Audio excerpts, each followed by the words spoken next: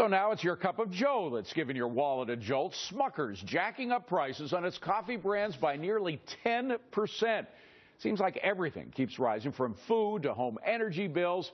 Well, we've got a fix that comes right out of Steve Forbes' new book called Money. Steve, very simple, bring back the gold standard. Explain. That's right, David. We had a gold standard from the beginning of this country right to the early 1970s. Then we went off the gold standard. We've been paying the price for it ever since, especially in recent years. If we'd had the growth rates, historic growth rates we had under the gold standard since the 1970s, the economy today would be 50% bigger than it is. We're paying a price, stagnation, social divisions, bad all around. Bill, you got a problem with that? Well, I share Steve's skepticism about fiat currency. That's the funny money that the Federal Reserve prints up in its basement during off hours.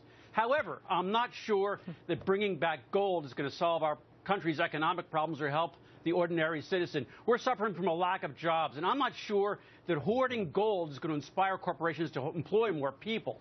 Well, Rich Karlgraf, by the way, before we went on, I read there's a big chapter in this book about why we should return to the gold standard. Steve deals with all the naysayers in that, I think, pretty well.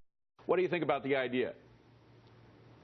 Well, I like the idea. I think maybe you have to have a little bit of flexibility within that. But to Bill's point, look, companies are not spending money on the future because there's so much distortion today in markets, too much regulation, the currency is not stable. There are a lot of reasons, Bill, that the companies aren't investing in the future. We all agree that we would like them to do that, but a stable currency puts us that much closer to that happening. And EMAC, individuals don't want these bunch of bureaucrats at the Federal Reserve deciding how much the money in our pocket is worth. Yeah, that's right. I mean, I love this one line from the economist Brian Westbury. If printing money could create wealth, and then counterfeiting would be legal. I'm always thinking, whenever Steve talks about this, of the Circus Clown act with the big bazooka gun and the paper money flying out of it. Yeah. That's what comes to mind. I mean, we do have a modern-day example. I mean, Greece couldn't print more money or lower rates on its own because it's part of the Eurozone.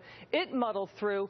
The question is, what would happen in the transition to this? It would be a rocky time, but it's an interesting idea. Well, Sabrina, you look at a chart going back to the 1900s. It's so clear that the inflation began when we got off the gold standard in the 1970s, almost directly.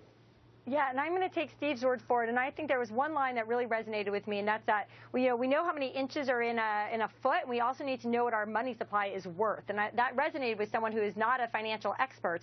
I think that the reality is that we need to get away from the sort of discretionary Fed policy that we have currently and get our currency tied back to something tangible. Otherwise, it's going to continue to be debased. Steve, very quickly, only about 20 seconds. It's easy to get off the gold standard. Isn't it tough to get back on it? No, David, it's easy as saying a clock has 60 minutes in an hour. Imagine what life would be like if that fluctuated each day. So fix it, and these things would happen very, very quickly. You'd see a boom in this economy. Along with a flat tax, we'd really rocket ahead. Hey, we're all about solutions here on Forbes. We come out with the solutions. We don't just debate. Thanks very much. Coming up, and they're off. California Chrome gunning for the Triple Crown win.